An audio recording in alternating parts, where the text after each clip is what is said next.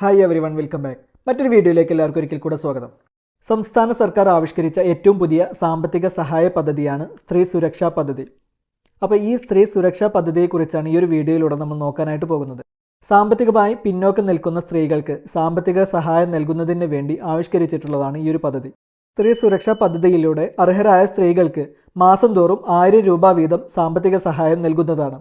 സർക്കാർ ഇപ്പോൾ ഈ പദ്ധതിയിലേക്ക് അപേക്ഷകൾ സ്വീകരിച്ചു തുടങ്ങിയിട്ടുണ്ട്. അപ്പോൾ നമുക്ക് ഈ സുരക്ഷാ പദ്ധതിയിലൂടെ ആർക്കൊക്കെയാണ് സാമ്പത്തിക സഹായം നൽകുന്നത്, എങ്ങനെയാണ് ഇത് നടപ്പാക്കുന്നത് എന്നുള്ള കാര്യങ്ങളൊക്കെ ഒന്ന് നോക്കാം.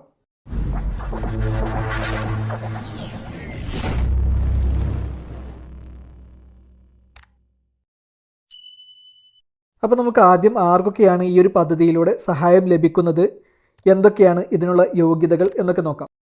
35 വയസ്സിനും 60 വയസ്സിനും ഇടയിൽ പ്രായമുള്ള സ്ത്രീകൾക്ക് ഈ പദ്ധതിയിലേക്ക് അപേക്ഷിക്കാം.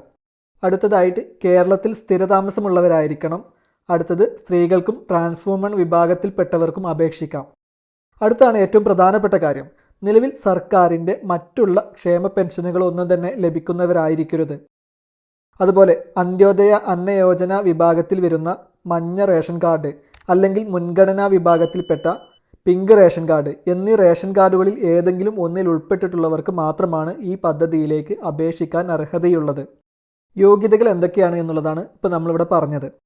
ഇനി അതുപോലെ തന്നെ പ്രധാനപ്പെട്ടതാണ് അർഹതയില്ലാത്തത് ആരൊക്കെയാണ് എന്നുള്ളത്. അപ്പോൾ നമുക്ക് അതൊന്ന് നോക്കാം. അർഹതയില്ലാത്തവർ ആരൊക്കെയാണെന്നുള്ളത് നമുക്ക് വിശദമായി പറയാം.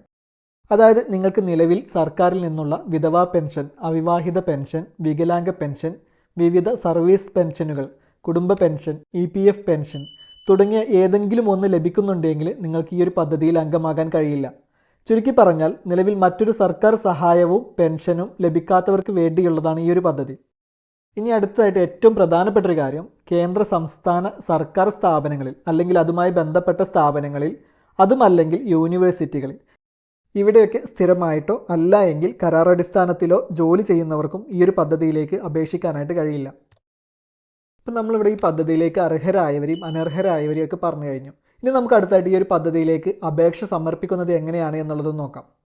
സർക്കാരിൻ്റെ പുതിയ സർവീസ് പോർട്ടലായ KSMART വഴിയാണ് ഇതിന് അപേക്ഷ സമർപ്പിക്കേണ്ടത്. KSMART.lsgkerala.gov.in എന്ന വെബ്സൈറ്റ് മുഖേന തദ്ദേശ സ്വയംഭരണ സ്ഥാപനങ്ങളിലെ സെക്രട്ടറിമാർക്കാണ് ഈ ഒരു അപേക്ഷകൾ സമർപ്പിക്കേണ്ടത്. അതായത് പഞ്ചായത്ത്, മുനിസിപ്പാലിറ്റി, കോർപ്പറേഷൻ തുടങ്ങിയവയിലെ സെക്രട്ടറിമാർക്കാണ് നിങ്ങളുടെ അപേക്ഷകൾ നിങ്ങൾ സമർപ്പിക്കേണ്ടത്. അപ്പോൾ ഇനി അടുത്തായിട്ട് ഇതിന് എന്തൊക്കെ ഡോക്യുമെൻറ്റ്സ് ആണ് നമ്മൾ സമർപ്പിക്കേണ്ടത് എന്നുള്ളതൊന്ന് നോക്കാം. നിങ്ങളുടെ പ്രായം തെളിയിക്കുന്നതിനുള്ള ഒരു പ്രൂഫ് വേണം. അതിനായിട്ട് ഇവിടെ ജനന certificate, school certificate, driving licence, passport ഇവയിൽ ഏതെങ്കിലും ഒരു ഡോക്യുമെൻ്റ് നിങ്ങൾ സമർപ്പിക്കേണ്ടതുണ്ട്. അടുത്തത് നിങ്ങളുടെ ബാങ്ക് അക്കൗണ്ട് വിവരങ്ങളാണ്. അപ്പോൾ അതിനായിട്ട് നിങ്ങളുടെ ബാങ്ക് അക്കൗണ്ടിൻ്റെ പാസ്ബുക്കിൻ്റെ കോപ്പി കരുതുക. നിങ്ങളുടെ bank account number, IFSC code തുടങ്ങിയവയാണ് വേണ്ടത്. അടുത്തതായി വേണ്ടത് ആധാർ കാർഡാണ്. അപ്പോൾ ആ ഒരു ആധാർ കാർഡിൻ്റെ കോപ്പിയും കൂടെ കയ്യിൽ കരുതുക. അടുത്തതായി വേണ്ടത് അപേക്ഷയോടൊപ്പം നിങ്ങൾ നൽകുന്ന വിവരങ്ങളെല്ലാം ശരിയാണ് എന്ന് സ്വയം സാക്ഷ്യപ്പെടുത്തുന്ന ഒരു പ്രസ്താവനയും ഉൾപ്പെടുത്തേണ്ടതുണ്ട്. അപ്പോൾ ഇത്രയും കാര്യങ്ങളാണ് ഇതിന് അപേക്ഷ സമർപ്പിക്കുന്നതിനായിട്ട് ആവശ്യമുള്ള രേഖകൾ. അപ്പോൾ ഇത്രയേ ഉള്ളൂ.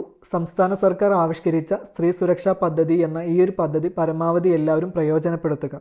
കൂടാതെ മറ്റുള്ളവർക്ക് കൂടെ ഷെയർ ചെയ്തു കൊടുത്ത് പരമാവധി എല്ലാ ആളുകളിലേക്കും എത്തിക്കുക. നിങ്ങൾ കാരണമായി ഒരാൾക്കൊരു സഹായം ലഭിക്കുന്നത് നല്ലതല്ലേ? അപ്പോൾ ഇത്തരം ഉപകാരപ്രദമായ അറിവുകൾ ലഭിക്കുന്നതിനായി നിങ്ങൾ ഈ ചാനൽ ഒന്ന് സബ്സ്ക്രൈബ് ചെയ്ത് ബെല്ലൈക്കൺ കൂടെ ഒന്ന് എനാബിൾ ചെയ്ത് വെക്കുക. ഉപകാരപ്രദമായ മറ്റൊരു വീഡിയോയുമായി വീണ്ടും വരാം.